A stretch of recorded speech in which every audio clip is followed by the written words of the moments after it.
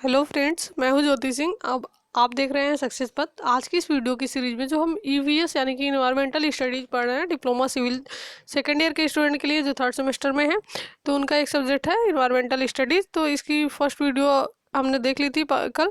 आज हम second video में हम देख रहे हैं, इंट्रोडक्शन में ही हम सेकंड पार्ट्स को देख रहे हैं। तो आगे चलिए हम देखते हैं इसमें क्या क्या चीज़ें हमको पढ़नी है। तो आज हम ट्रोपोस्फियर, स्ट्रेटोस्फियर, इन सब के बारे में पढ़ेंगे। कल हम इसका ओवरव्यू देख लिए थे। तो चलिए हम देखते हैं, और इसी तरह की और वीडियोस के लिए आप चैनल पर बने रहिए और इस वीडियो को इंड तक जरूर देखिएगा। यदि आप चैनल पर नए हैं तो चैनल को सब्सक्राइब कर लीजिए, बेल आइकन को प्रेस कर लीजिए, जिससे कि हमारे नए वीडियो की नोटिफिकेशन आप तक पहुंचती रहेंगी। ये सीरीज आपकी चलती रहेगी कंटिन्यू, आपके सभी चैप्टर्स यहाँ पर कवर कराए जाएंगे। तो चलिए हम देखते हैं आपका ट्रोपोस्फियर क्या होता है। तो ट्रोपोस्फियर आपको पहले ही आपको इस फिगर में कल दिखा दिया गया था कि कहाँ से कहाँ तक जो ऊंचाई होती है पृथ्वी तल से। एटमॉस्फेरिक स्ट्रक्चर के बारे में हम पढ़ रहे हैं, वायुमंडल संरचना के बारे में। तो यहाँ पर पूरी डिटेल आपको दिखाई गई थी कि ट्रोपोस्फियर कहाँ से कहाँ तक होता है, पृथ्वी से 11 किलोमीटर तक। फिर स्ट्रेटोस्फियर आपका 11 किलोमीटर से 60 किलोमीटर तक। मीसोस्फियर आपका 60 किलोमीटर से 95 किलोमीटर तक। और थर्मोस्फियर आपका 95 किलोमीटर से 500 किलोमीटर तक। यानी कि जो वायुमंडल समुद्र तल से जो ऊंचाई होती है, तो ये आपकी कितनी है, 500 किलोमीटर तक की ऊंचाई में पाया जाता है वायुमंडल। समुद्र तल से 500 किलोमीटर की ऊंचाई तक ये वायुमंडल हमारा पाया जाता है। और उसमें कौन से आपके पार्ट्स में टेम्परेचर कितना होता है और उसमें कौन कौन सी गैसें पाई जाती हैं, तो ये सारे पॉइंट्स हमने कल डिस्कस किए थे। तो यही सारे पॉइंट भी इसके डिफिनीशन में भी यहाँ पर भी लिखे हुए हैं, तो आप देख सकते हैं यहाँ पर। इसका नाम हिंदी और इंग्लिश में सेम ही है, तो इसमें कोई कन्फ्यूजन नहीं होना चाहिए। जो ट्रोपोस्फियर है उसको इंग्लिश में भी हम ट्रोपोस्फियर और हिंदी में भी हम ट्रोपोस्फियर ही बोलते हैं। तो यहाँ पर आप देख सकते हैं कि पृथ्वी तल से 11 किलोमीटर ऊंचाई तक का वायुमंडल ट्रोपोस्फियर कहलाता है। तो पृथ्वी तल से 11 किलोमीटर ऊंचाई तक का जो भी वायुमंडल का क्षेत्र होता है वो आपका ट्रोपोस्फियर के नाम से जाना जाता है। और इसका तापमान पृथ्वी तल से ऊपर की ओर 15 डिग्री सेंटीग्रेड से 56 डिग्री सेंटीग्रेड तक घटता है। संपूर्ण वायुमंडल का 70% द्रव्यमान इसी भाग में विद्यमान रहता है। तो भी संपूर्ण वायुमंडल है, इसका 70% जो द्रव्यमान है इसी भाग में विद्यमान है। हवा का घनत्व ऊपर की ओर घटता जाता है और हवा के प्रवाह के कारण इस क्षेत्र के समस्त भागों में हवा के सभी घटक जैसे ऑक्सीजन, नाइट्रोजन, कार्बन डाइऑक्साइड एवं जल वाष्प मौजूद रहते हैं। तो ये तो था आपका ट्रोपोस्फियर की जो वायुमंडल पृथ्वी तल से 11 किलोमीटर की ऊंचाई तक जो वायुमंडल का जो क्षेत्र होता है उसको हम ट्रोपोस्फियर कहते हैं। नेक्स्ट हमारा है स्ट्रेटोस्फियर। तो पृथ्वी तल से 11 किलोमीटर, देखिए पृथ्वी तल से 11 किलोमीटर से 50 किलोमीटर तक की ऊंचाई का जो वायुमंडल है उसको हम स्ट्रेटोस्फियर बोलते हैं। तो यहाँ पर आप देख सकते हैं पृथ्वी तल से 11 किलोमीटर से 50 किलोमीटर तक की ऊंचाई का जो पार्ट्स होता है वायुमंडल का, वही हमारा स्ट्रेटोस्फियर के नाम से जाना जाता है। और इसका इस क्षेत्र में जो तापमान होता है -56 डिग्री सेंटीग्रेड से ऊपर की ओर बढ़कर -2 डिग्री सेंटीग्रेड हो जाता है। और इस क्षेत्र में वायु शांत परत के रूप में पाई जाती है। इसमें मुख्यतः ओजोन गैस होती है। जो स्ट्रेटोस्फियर का जो पार्ट है वायुमंडल का आपका, इसमें आपकी ओजोन गैस पाई जाती है। ओजोन गैस द्वारा पराबैंगनी किरणों को अवशोषित कर लिए जाने के कारण इस क्षेत्र का तापमान बढ़ जाता है और ओजोन परत पृथ्वी पर जीवन के लिए अति महत्वपूर्ण है। तो ये आपका था स्ट्रेटोस्फियर की पृथ्वी तल से 11 किलोमीटर से 50 किलोमीटर की ऊंचाई तक का जो वायुमंडल का क्षेत्र है वही आपका स्ट्रेटोस्फियर कहलाता है। नेक्स्ट हम देखते हैं मीसोस्फियर। मीसोस्फियर आपका क्या है, तो यहाँ पर आप देख सकते हैं मीसोस्फीयर का क्षेत्र पृथ्वी तल से 50 किलोमीटर ऊपर से लेकर जो आपको 85 किलोमीटर ऊपर तक फैला हुआ है।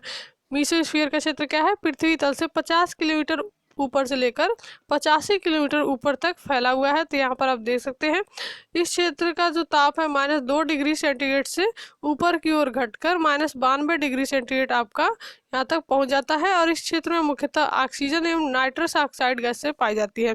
इसका मुख्य कारण पराबैंगनी कीड़ों का इस क्षेत्र में अवशोषित न होना है। तो यहाँ पर आप देख सकते हैं जो मीसोस्फीयर का क्षेत्र है पृथ्वी तल से 50 किलोमीटर से 85 किलोमीटर ऊपर तक ये फैला हुआ है। जो वायुमंडल का क्षेत्र है वो आपका मीसोस्फीयर के नाम से जाना जाता है। नेक्स्ट हम देखते हैं थर्मोस्फियर। तो थर्मोस्फीयर आपका क्या है, थर्मोस्फीयर का जो क्षेत्र है 85 किलोमीटर से 500 किलोमीटर की ऊंचाई तक फैला हुआ है। तो सबसे पहले ही हमने आपको बता दिया कि जो वायुमंडल का जो क्षेत्र है समुद्र तल से 500 किलोमीटर की ऊंचाई तक पाया जाता है। तो जो लास्ट वाला पार्ट्स आपका है उसको हम थर्मोस्फीयर बोलते हैं, जो 85 किलोमीटर से 500 किलोमीटर की एरिया तक का ये पाया जाता है। इस क्षेत्र का जो तापमान है -92 डिग्री सेंटीग्रेड से 1200 डिग्री सेंटीग्रेड तक पहुंच जाता है। उच्च पराबैंगनी किरणों के अवशोषण के कारण इस क्षेत्र का गैस परमाणुओं में विभक्त हो जाती है तथा साथ ही आयनीकृत भी हो जाती है, और इस क्षेत्र में मुख्यतः ऑक्सीजन एवं नाइट्रस ऑक्साइड गैसें पाई जाती है।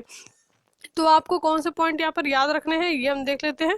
तो आपको सबसे पहले तो याद रखना है कि जो भी आपके ट्रोपोस्फीयर है, मीसोस्फीयर है, स्ट्रेटोस्फीयर है, थर्मोस्फीयर है, तो इसमें आपका ये जो पार्ट्स है कौन से पार्ट्स को हम कितनी दूरी तक के जो पार्ट्स हैं वायुमंडल के उसको हम बोलते हैं। और फिर आपको दूसरा पॉइंट याद रखना है, इसमें आपका टेम्परेचर क्या होता है। फिर आपको याद रखना है कि यहाँ पर कौन कौन पाई जाती है, कौन से पार्ट्स में कौन सी गैसें आपकी पाई जाती है। तो ये था आपका वायुमंडल, जो आपका एटमॉस्फेरिक स्ट्रक्चर था, इसके बारे में हमने देख लिया कि कैसे आपका ये स्ट्रक्चर बना हुआ है। नेक्स्ट हम देखते हैं, तो ऐसे इस वीडियो को आप ज़्यादा से ज़्यादा शेयर कीजिएगा। चलिए हम नेक्स्ट देखते हैं। कोई भी कन्फ्यूजन है तो आप कमेंट बॉक्स में कमेंट करके पूछ सकते हैं, आप जो भी कन्फ्यूजन आपकी है। नेक्स्ट हमारा जो पॉइंट है, जो हमारा टॉपिक है इकोलॉजी का है, पारिस्थितिकी, ये इंपॉर्टेंट पॉइंट है आपका। तो इकोलॉजी आपकी क्या होती है, विज्ञान की वह शाखा जिसके अंतर्गत पर्यावरण एवं जीवों के परस्पर संबंधों का अध्ययन किया जाता है, वही आपकी इकोलॉजी यानी कि पारिस्थितिकी कहलाती है। हिंदी और इंग्लिश नाम दोनों आप याद रखिएगा, कभी भी एग्जाम में भी आप लिखते हैं तो हिंदी और इंग्लिश दोनों जो भी हेडिंग होती है हिंदी और इंग्लिश दोनों लिखना चाहिए। तो विज्ञान की वह शाखा जिसके अंतर्गत पर्यावरण एवं जीवों के परस्पर संबंधों का अध्ययन किया जाता है, वही आपकी पारिस्थितिकी यानी कि इकोलॉजी कहलाती है। इकोलॉजी आपका शब्द कहाँ से बना हुआ है, तो इकोलॉजी शब्द दो ग्रीक शब्दों से जो दो ग्रीक शब्द है आपका ओइकस, यहाँ पर OIKOS आप देख सकते हैं, तथा लोगोस LOGOS से मिलकर बना हुआ है। इसी से मिलकर आपका इकोलॉजी बना हुआ है। इसमें आपका ओइकस का अर्थ है रहने का स्थान, जो OIKOS आपका दिया है उसका मतलब है रहने का स्थान। जो लोगोस दिया है LOGOS, इसका अर्थ है आपका विज्ञान। तो यहाँ पर आप देख सकते हैं इन दोनों शब्दों को मिलाकर इकोलॉजी नामक नया शब्द बनाया गया, जिसका अर्थ है आवास जहाँ जीव बसता है या रहता है। तो इकोलॉजी का मतलब यही है, पारिस्थितिकी का मतलब यही है। तो थियोफ्रेस्टस को हम विज्ञान यानी कि पारिस्थितिकी विज्ञान का जन्मदाता माना जाता है। तो भी थियोफ्रेस्टस आपके साइंटिस्ट हैं, इनको हम पारिस्थितिकी विज्ञान के जन्मदाता मानते हैं। इकोलॉजी के अंतर्गत समुद्र, मरुस्थल, जंगल आदि सभी क्षेत्र आते हैं जिसमें मानव जात, पेड़ पौधे, जीव जंतु आदि एक दूसरे पर निर्भर होकर भोजन, आवास तथा अन्य कार्यों के लिए पर्यावरणीय संबंध बनाते हैं। इकोलॉजी का मतलब यही है कि जहाँ पर जो भी जीव जंतु मनुष्य हैं जो रहते हैं या फिर एक दूसरे के जो भी ज़रूरतें हैं उनकी पूरी होती हैं, तो ये सारा जो आपका है ये आपका इकोलॉजी के अंतर्गत आता है। समुद्र, मरुस्थल, जंगल आदि सभी क्षेत्र आते हैं जिसमें मानव जात, पेड़ पौधे, जीव जंतु आदि एक दूसरे पर निर्भर होकर अपना जो भोजन है, आवास है तथा अन्य कार्यों के लिए जो पर्यावरणीय संबंध बनाते हैं। तो ये सभी जो पार्ट्स हैं आपके इकोलॉजी के अंतर्गत आते हैं। नेक्स्ट हमारा सब पारिस्थितिकी को मुख्यतः दो भागों में बांटा गया है। तो पहला आपका क्या है, इकोलॉजी, दूसरा आपका है साइनो इकोलॉजी। जो आपका यहाँ पर देख सकते हैं स्व पारिस्थितिकी और दूसरा आपका है सम पारिस्थितिकी। तो इसके बारे में हम देख सकते हैं स्व पारिस्थितिकी आपका क्या है, इसके अंतर्गत किसी वातावरण विशेष में एक ही प्रजाति के जीवों का पोषण, वृद्धि, जनन, परिवर्धन एवं जीवन चक्र आदि का अध्ययन किया जाता है। तो ये आपका क्या है, एक जाति के लिए ही उपयुक्त है, तो ये आपका स्व पारिस्थितिकी कहलाता है। और दूसरा आपका सम पारिस्थितिकी जो आपका है, इसके अंतर्गत किसी एक विशेष वातावरण में रहने वाले विभिन्न जीव समुदायों, समिष्टों एवं परितंत्र सिस्टम में सजीवों के आपसी संबंधों का अध्ययन किया जाता है। तो इससे हम क्या बोलते हैं, सम पारिस्थितिकी बोलते हैं। मानव भी पारितंत्र का ही एक भाग है, क्योंकि यह भी किसी न किसी प्रकार से पर्यावरण में उपस्थित सभी जीव जंतु, पेड़ पौधों आदि पर निर्भर करता है। तो मानव भी क्या है, एक इकोसिस्टम का ही एक भाग है, पारितंत्र का ही एक भाग है, क्योंकि ये किसी न किसी वजह से, किसी न किसी कारण से ये जीव जंतुओं पर, पेड़ पौधों पर भी ये निर्भर रहता है। नेक्स्ट देखते हैं पारिस्थितिकी तंत्र आपका इकोसिस्टम क्या होता है। तो इकोसिस्टम आपका इंग्लिश भाषा के दो शब्दों से मिलकर बना हुआ है। जो ये आपका इकोसिस्टम है वो आपका इंग्लिश भाषा के दो शब्दों से मिलकर बना हुआ है। कौन कौन से? ये आपका इकोसिस्टम हुआ, तो सबसे पहला आपका है इको, जिसका मतलब आपका होता है परि या चारों ओर, आपके चारों तरफ, मतलब चारों तरफ की जो बात होती है वो इको का मतलब यही होता है, इको का अर्थ होता है। और सिस्टम का मतलब तो आप समझते ही हैं, तंत्र या व्यवस्था। तो ये आपका दोनों शब्द, ये जो इंग्लिश के दो शब्द है मिला के आपका इकोसिस्टम बनाया गया, जिसको हम बोलते हैं पारिस्थितिकी तंत्र। इसका मतलब क्या होता है अभी हम देख लेते हैं। अतः पारिस्थितिकी तंत्र एक अंतःक्रियात्मक एवं आत्मनिर्भर प्राकृतिक व्यवस्था है। इकोसिस्टम के अंतर्गत बायोटिक तथा एबायोटिक दोनों वातावरण सम्मिलित होते हैं और ये दोनों एक दूसरे को प्रभावित करते हैं। इसमें पारस्परिक संबंध इतना है कि ये एक के बिना दूसरे का कोई महत्व नहीं है। तो जो बायोटिक और एबायोटिक जो अभी आपके यहाँ पर पॉइंट आ रहे हैं, इसको हम आगे डिस्कस करेंगे इसी चैप्टर्स में। तो अभी देखते हैं जो इकोसिस्टम है इसके अंतर्गत बायोटिक एबायोटिक दोनों वातावरण सम्मिलित है और ये दोनों एक दूसरे को प्रभावित करते हैं। और इस प्रकार से देखिए, इसमें पारस्परिक संबंध इतना है कि ये एक के बिना दूसरे का कोई महत्व नहीं है, यानी कि बायोटिक और एबायोटिक एक दूसरे के अपोजिट है, ये मान के चलिए। नेक्स्ट हमारा है पारिस्थितिकी तंत्र की प्रकृति, जिसको आप देख सकते हैं यहाँ पर, स्क्रीनशॉट ले लीजिएगा, बहुत ज़्यादा इंपॉर्टेंट नहीं है ये। नेक्स्ट हम देखते हैं पारिस्थितिकी और पारिस्थितिकी तंत्र में अंतर भी आपको पढ़ना है। तो यहाँ पर पारिस्थितिकी तंत्र आपको, इकोसिस्टम आप पढ़ चुके हैं, इकोलॉजी भी आप पढ़ चुके हैं, तो इनमें आपको अंतर लिखना है। आपके एग्जाम में भी पूछा जाता है अंतर, तो जो भी डिफरेंस है आप यहाँ पर देख लीजिएगा, पारिस्थितिकी और पारिस्थितिकी तंत्र में क्या डिफरेंस है और कैसे आपको लिखना है। नेक्स्ट हमारा है पारिस्थितिकी तंत्र के प्रकार, टाइप्स ऑफ इकोसिस्टम। तो इकोसिस्टम के प्रकार हम देखेंगे, इकोसिस्टम के कौन कौन से प्रकार हैं। तो सबसे पहला आपका स्थलीय पारितंत्र, जलीय पारितंत्र और फिर आपका आकाशीय पारितंत्र। तीन प्रकार हैं इकोसिस्टम के, स्थलीय, जलीय और आकाशीय पारितंत्र। तो ये क्या होते हैं स्थलीय, जलीय और आकाशीय पारितंत्र, इसके बारे में हम देख लेते हैं। तो स्थलीय पारितंत्र आपके क्या है? स्थलीय पारितंत्र के अंतर्गत स्थल पर पाए जाने वाले पारितंत्र आते हैं, जैसे रेगिस्तान, मरुस्थल, घास का मैदान, टुंड्रा प्रदेश तथा वन आदि। इन क्षेत्रों में मुख्यतः तीन प्रकार से विभाजित कर सकते हैं। इन क्षेत्रों को हम तीन प्रकार से विभाजित कर सकते हैं। पहला आपका है वायु यानी कि एयर, दूसरा आपका है जलवायु, और यहाँ पर देख तीसरा आपका है मृदा। तीन पार्ट्स में हम इसको डिवाइड करते हैं, एक एयर और दूसरा आपका जलवायु है और क्लाइमेट, और तीसरा आपका मृदा यानी कि सॉइल। तो सबसे पहले वायु में आप देख सकते हैं स्थलीय जीवों के लिए यहाँ पर ऑक्सीजन, कार्बन डाइऑक्साइड का स्रोत वायु है। ऑक्सीजन को जीव तथा कार्बन डाइऑक्साइड को पेड़ पौधे ग्रहण करते हैं तथा कार्बन डाइऑक्साइड जीव एवं ऑक्सीजन पेड़ पौधे उत्सर्जित करते हैं। तो वायु आप देख सकते हैं तीन पार्ट्स में हम याद रखेंगे कि स्थलीय जो पारितंत्र है उसके तीन पार्ट्स होते हैं, वायु, जलवायु और मृदा। नेक्स्ट हम देखते हैं इक्वेटिक जो इकोसिस्टम है, इसमें मुख्यतः दो भागों में बांटा जाता है। पहला आपका फ्रेश वाटर इकोसिस्टम और दूसरा आपका मेराइन इकोसिस्टम यानी कि समुद्री पारितंत्र। तो जो भी आपके इंपॉर्टेंट पॉइंट है, जो हेडिंग है, आप वो याद रखेंगे और उसके अंदर जब आप पढ़े रहेंगे इस चैप्टर्स को, आपको लाइन बाय लाइन पूरा पढ़िएगा और फिर उसके बारे में आप जब भी एग्जाम में क्वेश्चन पूछा जाता है तो वहाँ पर आपको लिखना है। तो नेक्स्ट हम देखते हैं, नेक्स्ट जो हमारा पॉइंट है आकाशीय पारितंत्र। ठीक है, आकाशीय पारितंत्र को हम देख लेते हैं। स्थलीय व जलीय पारितंत्र के अतिरिक्त आकाश में भी कई प्रकार के पारितंत्र होते हैं। वायुमंडल भी एक ऐसा ही पारितंत्र है जिसका पीछे वर्णन किया जा चुका है। संपूर्ण अंतरिक्ष भी एक पारितंत्र है। यह वायुमंडल के आसपास फैला हुआ है जहाँ वायु नहीं है। इसमें पृथ्वी के अलावा अन्य ग्रह भी सम्मिलित हैं जिनका हम प्रभाव हमारे ऊपर नहीं पड़ता है। यह आकाशीय पारितंत्र जिससे प्रभावित होता है, ये आपका सभी पारितंत्र आकाशीय पारितंत्र कहलाते हैं। तो ये आपके तीन पॉइंट थे, इकोसिस्टम के पार्ट थे।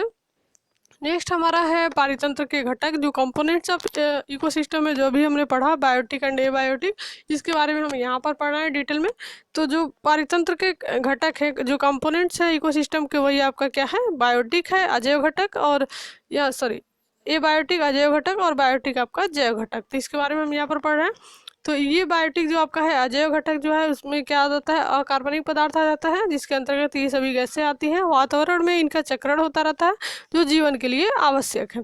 दूसरा आपका है, यहाँ पर देख सकते हैं जलीय चक्र। भूमंडल पर जो पानी का लगभग 73% भाग है और इनका 97% भाग है जो आपका है समुद्र में है, तथा शेष भाग पृथ्वी के अन्य भाग में निहित है। यहाँ पर आप देख सकते हैं एक आपका फ्लो चार्ट दिखाया गया है। सबसे पहले आप देखते हैं बादल, बादल से जब बादल बनता है तो वर्षा होती है, वर्षा होती है तो पानी जो आपका है तालाब, नदी, झीलों में एकत्रित होता है, और यहाँ से जब ये पेड़ पौधों तक जाता है, और उसके बाद से जब पेड़ पौधे से ये जल का वाष्पोत्सर्जन होता है, और फिर आपका क्या होता है, बादल बनता है। तो ये क्रिया आपकी चलती रहती है। ये आपका एक साइकिल है, ये आपका इस तरीके से चलता रहता है। तो यही आपका जलीय चक्र कहलाता है। नेक्स्ट हम देखते हैं बायोटिक यानी कि जैव घटक। जैव घटक आपका क्या होता है, तो इसमें क्या है, आप एक यहाँ पर देख सकते हैं जो भी आपका डायग्राम दिखाया गया है, फ्लो चार्ट, इसकी मदद से आप देख सकते हैं। सबसे पहले आपका क्या है, 3 पार्ट्स है, प्रोड्यूसर, कंज्यूमर और डिकम्पोजर। ठीक है, तो इसके अलग अलग पार्ट्स हैं, यहाँ पर हम डिटेल देखते हैं। पहला आपका प्रोड्यूसर यानी कि उत्पादक, दूसरा आपका उपभोक्ता, ये आप पहले पढ़े होंगे, और तीसरा आपका डिकम्पोजर। तो यहाँ पर आप देख सकते हैं इसका मतलब क्या है कि पहला आपका जो उत्पादक है, स्वपोषित, परपोषित, इसमें 2 प्रकार से आते हैं। ये हरे पादप एवं बैक्टीरिया हैं जो सूर्य के प्रकाश में कार्बनिक पदार्थों द्वारा जटिल कार्बनिक पदार्थ बनाते हैं, और इसलिए हरे पादपों को स्वपोषित कहते हैं। तो ये सारी चीज़ें आपकी यहाँ पर देख सकते हैं। उत्पादक में आपके 2 पार्ट्स आ गए, स्वपोषित, परपोषित। इसी प्रकार से उपभोक्ता में आपके 3 पार्ट्स आपके आ जाएंगे। यहाँ पर देख सकते हैं प्रारंभिक उपभोक्ता, द्वितीयक उपभोक्ता और तृतीयक उपभोक्ता। प्रारंभिक उपभोक्ता कौन सा कहलाता है, वनस्पति का सेवन करने वाले जंतुओं को हम शाकाहारी प्राणी कहते हैं, और यही आपके इकोसिस्टम के प्राइमरी कंज्यूमर होते हैं। और जो इनका सेवन करता है प्राथमिक उपभोक्ता का, वो आपके द्वितीयक उपभोक्ता यानी कि सेकेंडरी कंज्यूमर कहलाते हैं। और जो यहाँ पर देख सकते हैं जो द्वितीयक उपभोक्ताओं या प्राथमिक उपभोक्ताओं का भक्षण करते हैं उसे ही हम तृतीयक उपभोक्ता बोलते हैं। यानी कि जो फर्स्ट आपका है वो आपका शाकाहारी होते हैं, वनस्पति का सेवन करते हैं, तो ये आपके प्राथमिक कहला रहे हैं। और दूसरा जो आपका जो फर्स्ट का सेवन करते हैं यानी कि प्राथमिक का, वो आपके सेकेंडरी कंज्यूमर कहलाते हैं। और जो फर्स्ट और सेकेंड दोनों का करते हैं वो आपके टेरिटरी यानी कि तृतीयक उपभोक्ता कहलाते हैं। फिर आपका डिकम्पोजर क्या है, ये इकोसिस्टम के सूक्ष्म जीव है, जैसे मृत जीवी जो मृत व क्षय होते हुए उत्पादकों और उपभोक्ता का संक्रमण करके जटिल कार्बनिक पदार्थों को सरल यौगिक में अपघटित कर देते हैं। तो ये हो गया आपका डिकम्पोजर। नेक्स्ट हमारा है इन्वायरमेंटल बैलेंस, पर्यावरणीय जो आपका संतुलन है। तो इसमें क्या होता है संतुलन में कि जो भी आपके बैलेंस है उसको यहाँ पर बनाया जाता है। तो पर्यावरण में अनेक पदार्थ एक अवस्था से दूसरी अवस्था में परिवर्तित होते रहते हैं, और इनमें से कोई भी पदार्थ एक ही स्थान पर एकत्रित हो जाने पर किसी न किसी रूप में पर्यावरण को हानि पहुंचाता है। तो ये पदार्थ आपके प्रदूषणकारी होते हैं, और प्रकृति ने स्वयं ऐसी व्यवस्था बनाई है कि प्रत्येक हानिकारक पदार्थ स्वयं ही विलुप्त या रूपांतरित होता रहता है। इनमें से कुछ चक्र निम्न है, अभी हम इसके चक्र के बारे में देखेंगे। आपके यहाँ पर 7-8 चक्र दिए गए हैं, hydrological, carbon, oxygen, nitrogen, calcium, sulphur, phosphorus and hydrogen, ये सभी चक्र दिए गए हैं।